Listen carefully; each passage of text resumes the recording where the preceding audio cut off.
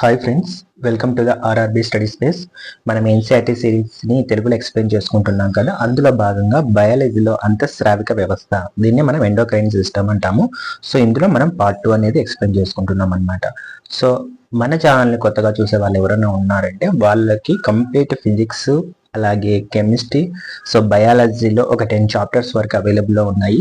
So మీరు ఎవరైనా కనుక కావాలనుకున్న వాళ్ళు ఈ స్క్రీన్ పైన ఉన్నటువంటి వాట్సాప్ నెంబర్కి మీరు మెసేజ్ కనుక చేస్తే నేను వాటిని పీడిఎఫ్గా మీకు పంపించడం జరుగుతుంది.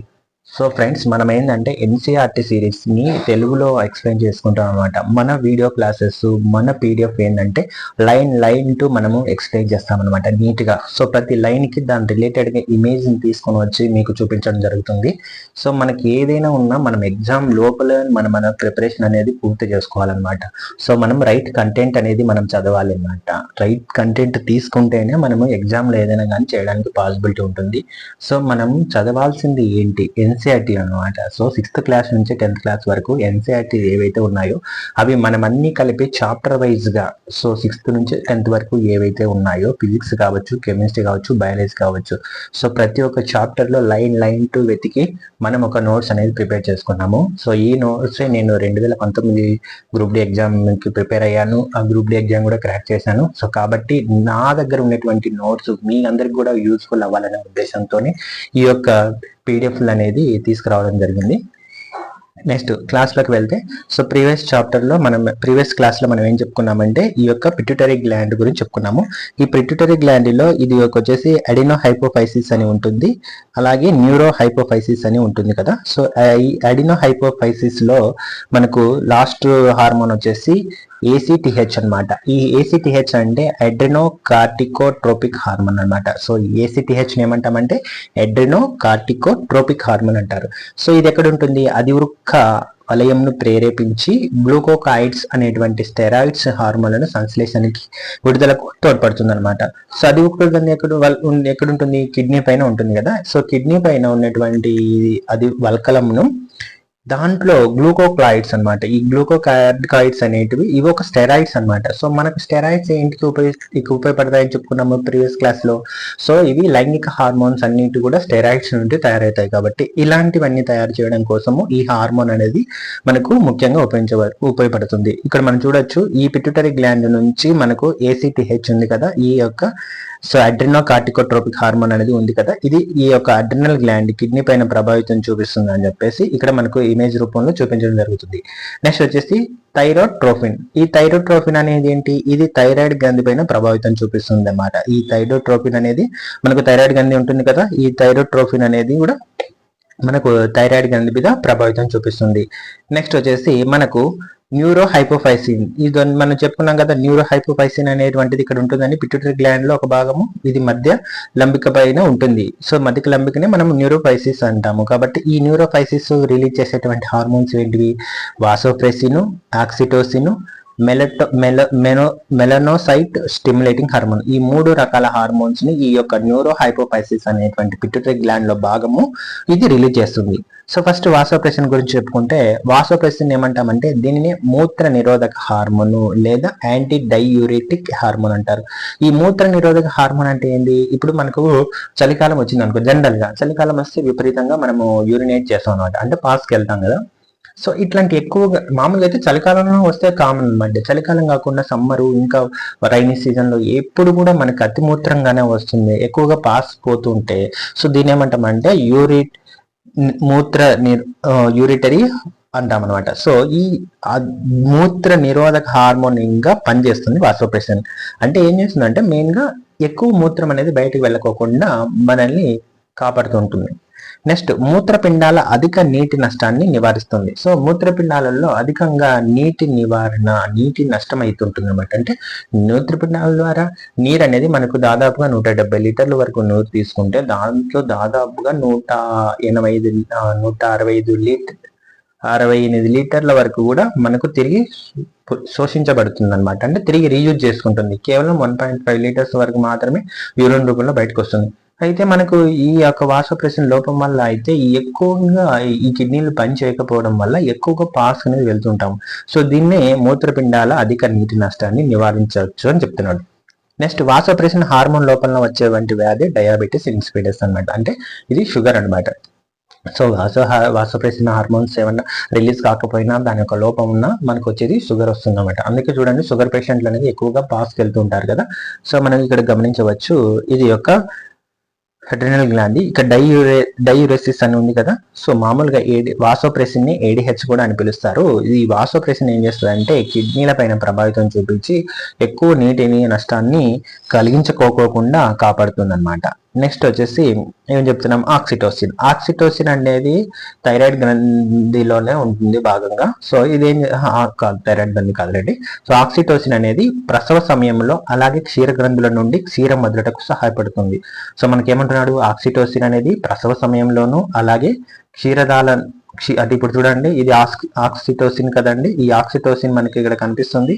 ఇది పిట్యూటరీ గ్లాండ్ నుండి రిలీజ్ చేయబడుతుంది ఈ ఆక్సిటోసిన్. ఇది వచ్చేసి స్త్రీల మీద ప్రభావితం చూపిస్తుంది. స్త్రీలలో ముఖ్యంగా పాల ఉత్పత్తి కోసము అలాగే ప్రసవ సమయంలో మనకు బేబీ అనేది ఈజీగా డెలివరీ అవ్వడం కోసము ఈ యొక్క ఆక్సిటోసిన్ అనేటువంటి హార్మోన్ అనేది పనిచేస్తుంది. నెక్స్ట్ వచ్చేసి మనం మెలనోసైట్ స్టిమ్యులేటింగ్ హార్మోన్ అంటారు. సో మెలనిన్ అనేది ఒక రంగు పదార్థం అనమాట. ఇది సూర్యకాంతిపై ఆధారపడి ఉంటుంది. సో మెలనిన్ అనేది ఒక రంగు పదార్థము. ఇది సూర్యకాంతి అంటే మనకు సన్లైట్ మీద ఆధారపడి ఉంటుంది. సో ఇప్పుడు చూద్దాము మెలనోసైట్స్ ఎలా ఉంటాయంటే, ఇప్పుడు మనం ఈ స్కిన్ పైన చూడవచ్చు. స్కిన్ పైన ఇక్కడ మెలనిన్ అనేది ఉంటుంది. ఈ మెలనిన్ భాగం ఇది. ఈ మెలనోసైట్స్ ఉంటాయి కదా, ఇవి మెలనోసైట్స్ అన్నమాట. అయితే ఏమంటున్నాడంటే మెలనిన్ ఏర్పడకపోవడాన్ని సెకండ్ పాయింట్ చూసుకుంటే, మెలనిన్ ఒకవేళ ఏర్పడకపోతే శరీరంలో మనకు వచ్చేటువంటి వ్యాధిని అల్బినిజం అంటారు. సో మెలనిన్ ఏర్పడకపోతే వచ్చే వ్యాధి అల్బినిజం. సో మనం ఇక్కడ చూడొచ్చు, ఇక్కడ వైట్ గా కనిపిస్తున్నారు కదా, మనం ఇట్లాంటి పర్సన్స్ ని మనం సమాజంలో చాలా వరకు చూస్తూ ఉంటాము. సో ఇటువంటి పర్సన్స్ అల్బినిజం వల్ల బాధపడుతుంటారు అనమాట. సో వీళ్ళు ఏంటంటే వీళ్ళ చర్మం అంతా తెల్లగా ఉంటుంది, జుట్టు కూడా తెల్లగా ఉంటుంది. సూర్యకాంతి అనేది వీళ్ళు పడితే కొంచెం ఇబ్బందిగా ఫీల్ అవుతుంటారు అనమాట. సో ఇది అనమాట అల్బినిజం. సో ఒకవేళ మెలనిన్ ఎక్కువగా ఏర్పడితే దాన్ని టానింగ్ అంటారు అనమాట. ఇప్పుడు మనము టానింగ్ అంటే ఇప్పుడు చూడొచ్చు, ఇక్కడ నల్లగా అవుతుంటుంది మనం ఎండకి వెళ్ళినప్పటికీ. సో ముఖం కందిపోయినట్టుగాను చర్మం నల్లబడి ఉంటుంది కదా, దీన్నే టానింగ్ అంటారు. అంటే ఎందుకు టానింగ్ అంటారంటే మెలనిన్ ఎక్కువగా ఏర్పడుతుంది. అలాగే మెలనోసైట్స్కి వచ్చేటువంటి క్యాన్సర్ ని మెలనోమా అంటారు. సో ఇప్పుడు మన చర్మం మీద అక్కడెక్కడ ఇట్లా నల్లటి మచ్చలు కానీ బొబ్బల్లాగా కనిపిస్తుంటాయి అనమాట. సో ఇదేమంటే మెలనోమా అంటారు. అంటే మెలనోసైట్స్కి వచ్చేటువంటి క్యాన్సర్ అనమాట. ఈ క్యాన్సర్ ని మెలనోమా అని పిలుస్తాము. నెక్స్ట్ వచ్చేసి అబటు గ్రంథిని మనం థైరాయిడ్ గ్రంథి కూడా అని పిలుస్తాం. సో వినాల గ్రంథుల్లో అతిపెద్ద గ్రంథి ఏంటి? వినాల గ్రంథులు ఏంటి? నాళాలు లేని గ్రంథుల్ని వినాల గ్రంథులు అంటారు. వీటిని అంతఃస్రావిక గ్రంథులు అని కూడా పిలుస్తారు. అయితే వీటిల్లోకెల్లా అతి పెద్దది ఏంటంటే థైరాయిడ్ గ్రంథి అనమాట. ఇది ఎక్కడ ఉంటుంది? స్వరపేటిక కింది భాగాన అలాగే వాయునాళానికి దగ్గరగా ఉంటుంది. సో ఇది ఎక్కడ ఉంటుంది అంటున్నాడు? స్వరపేటిక కింద అలాగే వాయునాళానికి దగ్గరగా ఉంది అంటున్నాడు. సో ఇది స్రవించేది ఏంటంటే థైరాక్సిన్ స్రవిస్తుంది, కాల్సిటోసిన్ స్రవిస్తుంది, ట్రైఐడోథైరోనిన్ అనేటువంటి ఈ 3 రకాలైనటువంటి హార్మోన్లని ఈ యొక్క థైరాయిడ్ గ్రంథి అనేది మనకు స్రవిస్తుంది. మీకు చూపించే ప్రయత్నం చేస్తాను. ఇప్పుడు చూడండి, థైరాయిడ్ అనేది ఇది వినాల గ్రంథుల్లో అతిపెద్ద గ్రంథి. ఇది స్వరపేటిక ఉంది కదండి, ఇక్కడ స్వరపేటిక, ఇది స్వరపేటిక అంటాము. ఇక్కడ స్వరపేటిక ఉంటుంది. సో ఈ స్వరపేటికకు కింద అలాగే వాయునాళం ఉంది కదా, ఈ వాయునాళానికి దగ్గరగా ఉంటుంది అనమాట. సో ఇది స్వరపేటికకు దగ్గరగా కింద అలాగే వాయునాళానికి దగ్గరగా ఉంటుంది థైరాయిడ్ గ్రంథి. ఇది స్రవించేటువంటి ఏమంటున్నాడంటే థైరాక్సిన్ స్రవిస్తుంది. ఇక్కడ చూడొచ్చు మనకు T4 అనేది థైరాక్సిన్ అంటారు. T3 వచ్చేసి ట్రైఐడోథైరిన్ హార్మోన్. సో మనకు ట్రైఐడోథైరిన్ అని ఉంది. అలాగే కాల్సిటోసిన్ అనేది కూడా హార్మోన్ కూడా ఇది రిలీజ్ చేస్తుంది అనమాట ఈ యొక్క థైరాయిడ్ గ్రంథి. నెక్స్ట్ వచ్చేసి థైరాక్సిన్ గురించి చెప్పుకుందాం. ఇప్పుడు థైరాయిడ్ గ్రంథి స్రవించేటువంటి ఒక హార్మోనే థైరాక్సిన్ కదా. ఈ థైరాక్సిన్ ఏమని పిలుస్తామంటే దీన్ని పేస్ మేకర్ ఆఫ్ ఎండోక్రైనిక్ గ్లాండ్ అని పిలుస్తారు, లేదా టెట్రాఐడోథైరనిన్ లేదా T4 అని కూడా పిలుస్తారు. సో దీనికి మరొక పేర్లు ఏంటంటే ఈ ఎండోక్రైనిక్ గ్లాండ్ లోకి వెళ్ళా పేస్ మేకర్ అనమాట. సో దీన్ని pacemaker of endocrine gland అని పిలుస్తారు, లేకపోతే టెట్రాఐడోథైరోనిన్. ఈ టెట్రాఐడోథైరిన్ మనం T4 అని కూడా పిలుస్తారు. అయితే ఇది ఏం చేస్తుంది? కణ శ్వాసక్రియని వేగంగా పెంచుతుంది. ఇప్పుడు మనం చూసినట్లయితే ఈ థైరాక్సిన్ అనేది ఉంది కదా, ఈ T4 థైరాక్సిన్ అనేది ఏం చేస్తారంటే సెల్యులార్ రెస్పిరేషన్ అంటే కణ యొక్క శ్వాసక్రియ వేగాన్ని పెంచుతుంది. సో మనం తీసుకున్నటువంటి ఆహారం కావచ్చు, ఆక్సిజన్ కావచ్చు, ప్రతి ఒక్క శరీరంలో కణానికి వెళ్తూ ఉంటుంది అనమాట. సో ఇక్కడ కణ శ్వాసక్రియ వేగాన్ని పెంచడానికి ఈ థైరాక్సిన్ ఉపయోగించబడుతుంది. అలాగే బిఎంఆర్ బాడీ మాస్ రేషియోను కూడా పెంచుతుంది. సో మనకు బిఎంఆర్ అని చూసుకోవచ్చు. బిఎంఆర్ అంటే ఏ పర్సన్ అయితే వాళ్ళ హైట్ కి ఎంత వెయిట్ ఉన్నాడు దీన్ని క్యాలిక్యులేట్ చేసేటువంటి రేషియోని మనము బాడీ మాస్ రేషియో అంటాం అనమాట. సో ఇది కూడా పెంచుతుంది ఈ థైరాక్సిన్. అలాగే ఇంకోటి ఏమని చెప్తున్నాడు, శరీరం యొక్క సాధారణ పెరుగుదలకు, ముఖ్యంగా ఎముకలు, వెంట్రుకలు మొదలైనటువంటి వాటి అభివృద్ధికి ఇది చాలా అవసరం అన్నమాట. సో థైరాయిడ్ అనేది థైరాయిడ్ ఉన్న పిల్లల్ని మనం గమనించవచ్చు అనమాట. సో వాళ్ళలో శారీరక ఎదుగుదల ఉండదు, కొద్దిగా మానసిక ఎదుగుదల కూడా ఉండదు అనమాట. సో ఈ యొక్క థైరాక్సిన్ అనేది ఎందుకు ఉపయోగపడుతుంది, సాధారణ పెరుగుదల కోసము, అలాగే ఎముకలు, వెంట్రుకలు మొదలైనటువంటి అభివృద్ధి కోసము ఇది చాలా అవసరపడుతుంది. నెక్స్ట్ ఏమంటున్నాడు, మూత్ర విసర్జన, అలాగే శారీరక పెరుగుదల, మానసిక పరిపక్వత కూడా దీనిపై ఆధారపడి ఉంటుంది. సో మన మూత్ర విసర్జన కూడా చేయడానికి పిల్లలకు కొంచెం ఇబ్బందిగా ఉంటుంది. సో అలాంటివి, అలాగే శారీరక పెరుగుదల, మానసిక పెరుగుదల అంటే మానసికంగా ఎదుగుదల, ఇలాంటివన్నీ కూడా ఈ యొక్క థైరాక్సిన్ పైన ఆధారపడి ఉంటాయి. నెక్స్ట్ ఏమంటున్నాడు, ప్రత్యుత్పత్తి అవయవాల సాధారణ విధులు. అంటే ప్రత్యుత్పత్తి అవయవాలు ఏం చేస్తాయి, పురుషుల్లో అయితే శుక్రకణాలు, స్త్రీలలో అయితే అండాలు విడుదలవ్వాలి. వాటి యొక్క ఆరోగ్యకరమైనటువంటి శుక్రకణాలు, ఆరోగ్యకరమైనటువంటి అండాలు, ఇంకా మొదలైనటువంటి వాటివన్నీ కూడా ఈ యొక్క థైరాయిడ్ గ్రంథి చురుకుదనం పైన ఆధారపడి పనిచేస్తూ ఉంటాయి. నెక్స్ట్ ఏమంటున్నాడు, ఇది పీయూష గ్రంథి హార్మోన్లతో పాటు సమన్వయం చేసుకుంటూ శరీరం యొక్క నీటి సమతుల్యతను నియంత్రిస్తుంది. మామూలుగా పీయూష గ్రంథి అనేక హార్మోన్లను తన ఆధీనంలో పెట్టుకొని పని చేస్తుంటుంది. సో ఇది ఏం చేస్తుంది అంటే ఈ పీయూష గ్రంథికి సపోర్ట్ గా వెళ్తాది, థైరాక్సిన్ సపోర్ట్ గా వెళ్ళి అవి కూడా మిగతా వాటి మీద కూడా ఇది కూడా తన నియంత్రిస్తూ ఉంటుంది అనమాట. మనం ఇక్కడ గమనించవచ్చు, ఇది పీయూష గ్రంథి కదా, పీయూష గ్రంథి రకరకాల పనులు చేస్తూ ఉంటుంది. సో కిడ్నీల పైన, ఓవరీలు, టెస్టిల్స్ పైన, థైరాయిడ్ పైన, మజిల్స్, బోన్స్, స్కిన్, అలాగే అడ్రినల్ కార్టెక్స్ వీటన్నిటి మీద కూడా ఈ యొక్క పిట్యూటరీ గ్లాండ్ అనేది పనిచేస్తూ ఉంటుంది కదా. సో ఈ మనకు వీటితో పాటుగా ఈ థైరాయిడ్ గ్రంథి కూడా పిట్యూటరీ గ్రంథికి సహాయంగా చేస్తూ మిగతా వీటన్నిటిని కూడా నియంత్రిస్తూ ఉంటుందని చెప్తున్నాడు. అయితే థైరాక్సిన్ లోపాల వల్ల ఏమేమి జరుగుతాయి, సో థైరాక్సిన్ లోపాల వల్ల చిన్నపిల్లల్లో అయితే క్రిటినిజం ఏర్పడుతుంది.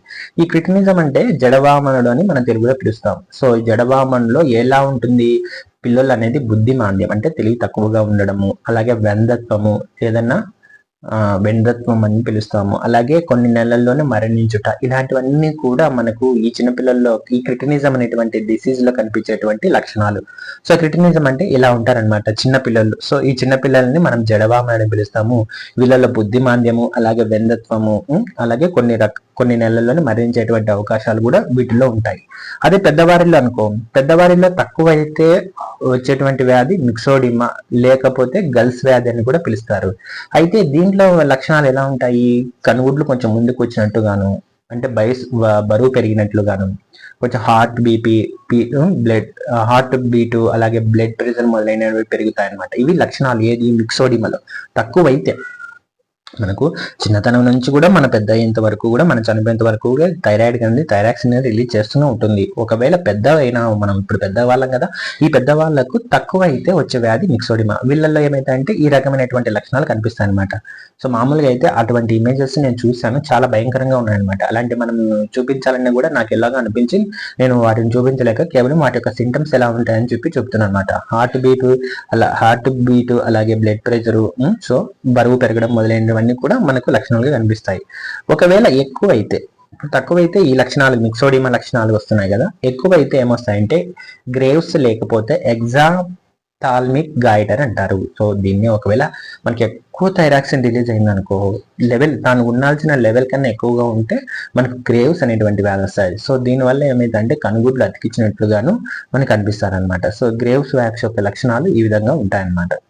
నెక్స్ట్ వచ్చేసి కప్ప లార్వా యొక్క రూప విక్రయం చెంది ప్రౌఢ కప్పగా మారటకు ఉపయోగపడేటువంటి ఏంటంటే అయోడిన్, అలాగే థైరాక్సిన్ అనమాట.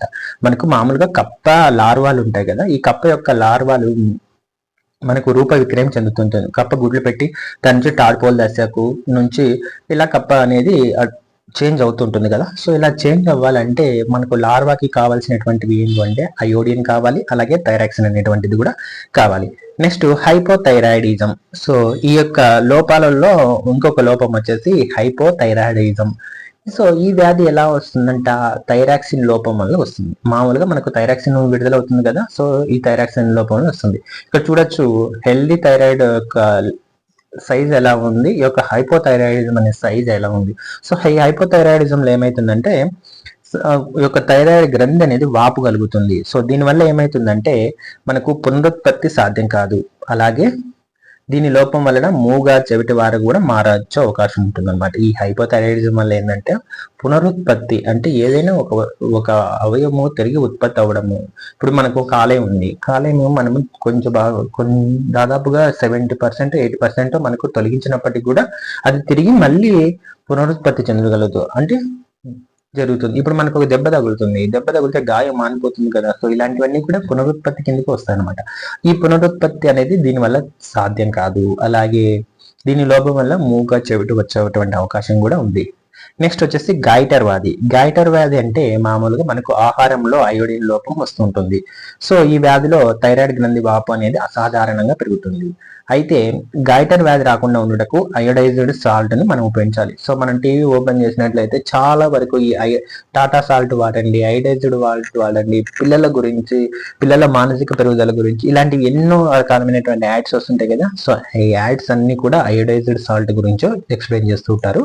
అయితే ఈ వ్యాధి మెయిన్ గా గాయిటర్ అనే వ్యాధి ఎలా ఉంటుందంటే మనకు ఇలా ఉంటుంది అనమాట. సో నార్మల్ థైరాయిడ్ ఎలా ఉంది, ఇప్పుడు గైటర్ వచ్చిన వాళ్ళకి ఏమవుతుందంటే థైరాయిడ్ గ్రంథి అనేది ఎంలార్జ్ అవుతుంది, అంటే పెద్దగా మారుతుంది. సో మారడం వల్ల మనకి ఇలా గొంతు దగ్గర వాపు కలిగి ఉంటుంది అనమాట. సో దీన్ని మనం ఏమంటా అంటే థైరాయిడ్ గ్రంథి అంటారు. దీంట్లో గ్రంథి వాపు అనేది అసాధారణంగా పెరుగుతుంది. సో దీన్ని రాకోకుండా ఉండడం కోసం మన అయోడైజ్డ్ సాల్ట్ అనేది వాడాలన్నమాట. నెక్స్ట్ వచ్చేసి కాల్సిటోసిన్. ఈ కాల్సిటోసిన్ అనేది ఇది కూడా థైరాయిడ్ గ్రంథి యొక్క సి కణాల ద్వారా స్రవిస్తుంది. మనకు థైరాయిడ్ గ్రంథి అనేది కాల్సిటోసిన్ ని కూడా రిలీజ్ చేస్తుంది. మనం మామూలుగా చెప్పుకున్నాం కదా, థైరాయిడ్ గ్రంథి థైరాక్సిన్ ని అలాగే కాల్సిటోసిన్ ని ట్రైఐడోథైరనిన్ అనేటువంటి 3 రకాలైనటువంటి హార్మోన్స్ ని విడుదల చేస్తుంది అనుకున్నాం. ఇప్పుడు థైరాక్సిన్ గురించి ఎక్స్ప్లెయిన్ చేసుకున్నాము. ఇప్పుడు కాల్సిటోసిన్ గురించి. కాల్సిటోసిన్ అనేది థైరాయిడ్ గ్రంథి యొక్క సి కణాల ద్వారా స్రవిస్తుంది. దీనినే థైరోకాల్సిటోసిన్ అని కూడా పిలుస్తారు. మామూలుగా అయితే కాల్సిటోసిన్ ఇది థైరాక్సిన్ వల్ల విడుదలవుతుంది కాబట్టి, థైరాయిడ్ గ్రంథి వల్ల విడుదలవుతుంది కాబట్టి దీన్ని థైరోకాల్సిటోసిన్ అంటారు. లేదా ఇంకొక పేరు వచ్చేసి పారాఫోలిక్యులర్ కణాలని కూడా పిలుస్తారు. సో వీటిని ఏమంటారంటే కాల్సిటోసిన్ ని పారాఫోలిక్యూల్ కణాలని కూడా పిలుస్తారు. అయితే దీని పని రక్తంలోని కాల్షియము అలాగే ఫాస్ఫరస్ స్థాయిలను నియంత్రిస్తుంది. మామూలుగా మనం ఇక్కడ గమనించవచ్చు, థైరాయిడ్ ఉంది కదండి, థైరాయిడ్ దగ్గర కాల్సిటోసిన్ అనేటువంటిది ఇక్కడ రిలీజ్ అవుతుంది కదా. కాల్సిటోసిన్, ఇది కాల్సిటోసిన్ కదా. ఈ కాల్సిటోసిన్ ఏం చేస్తుంది అంటే కాల్షియము అలాగే ఫాస్ఫరస్ మొదలైన ఎముకల కోసం ఉపయోగపడేటువంటి కాల్షియము ఫాస్ఫరస్ స్థాయిలను నియంత్రిస్తుంటుంది. సో దీనినే మనము థైరోకాల్సిటోసిన్ అని కూడా పిలుస్తారు. నెక్స్ట్ వచ్చేసి పారాథైరాయిడ్ గ్రంథి. పారాథైరాయిడ్ గ్రంథి ఏమంటారు, దీనిని పార్ట్స్ అవుట్ గ్రంథి అని కూడా అంటారు. తెలుగులో అయితే పార్ట్స్ అవుట్ గ్రంథి, ఇంగ్లీష్ లో అయితే పారాథైరాయిడ్ గ్రంథి అని పిలుస్తారు. ఇది థైరాయిడ్ గ్రంథికి ఎడమ వెనక వైపు ఉంటుంది అనమాట. మనం ఇక్కడ గమనించవచ్చు, థైరాయిడ్ కి ఇక్కడ చూడొచ్చు మీరు వెనక వైపు, ఇది థైరాయిడ్ కి వెనక వైపు, ఎడమ వైపు వెనక భాగంలో పారాథైరాయిడ్ అనేటువంటి హార్మోన్ అనేది మనకి ఇక్కడ ఉంటుంది. నెక్స్ట్ వచ్చేసి ఇది ఏం చేస్తుంది అంటే పారాథార్మోన్ అనేటువంటి హార్మోన్ ని ఉత్పత్తి చేస్తుంది. మామూలుగా పారాథైరాయిడ్ కాబట్టి పారాథార్మోన్ అనేటువంటి హార్మోన్ ని రిలీజ్ చేస్తుంది. ఇదేం చేస్తుంది, దీని యొక్క పని ఏంటంటే కాల్షియం అయానుల యొక్క స్థాయిని నియంత్రిస్తుంది మన శరీరంలో కాల్షియం యొక్క స్థాయిని. సో కాల్షియం ఎక్కువైనా నష్టాలే ఉంటాయి, తక్కువైనా నష్టాలే ఉంటాయి. సో దీని అనేది ఒక ప్రాపర్ మెయింటైన్ లెవెల్ చేయాలన్నమాట. సో దీన్ని చేయడం కోసము ఈ యొక్క పారాథార్మోన్ అని ఉంటుంది. అయితే కాల్సిటోసిన్ కి వ్యతిరేకంగా పనిచేసేటువంటి హార్మోనే పారాథార్మోన్ అనమాట. మామూలుగా కాల్సిటోసిన్ అనే పైన ఎక్స్ప్లెయిన్ చేసుకున్నాం కదా, ఇది దీనికి కంప్లీట్ ఆపోజిట్ అనమాట. సో ఇది పారాథార్మోన్ చేసేటువంటి పని. ఇక్కడ చూడొచ్చు, మనకు ఇక్కడ ఇమేజ్ లో కనిపిస్తుంది కదా, మనకు కాల్షియం అయాన్లను అలాగే స్థాయిని ఇక్కడ ప్రతిదీ చూడొచ్చు. మనకు జీర్ణ వ్యవస్థ ఉంది, ఇక్కడ కిడ్నీ ఉంది, ఎముకలు ఉన్నాయి. సో వీటన్నిటిలో కూడా కాల్షియం అయాన్లు ఉన్నాయి కదా, Ca2+, Ca2+, Ca2+ అని ఉన్నాయి కదా. వీటన్నిటి కూడా కాల్షియం అయాన్ల యొక్క దీని యొక్క స్థాయిని నియంత్రించడం కోసం ఇది ఉపయోగపడుతుంది అనమాట.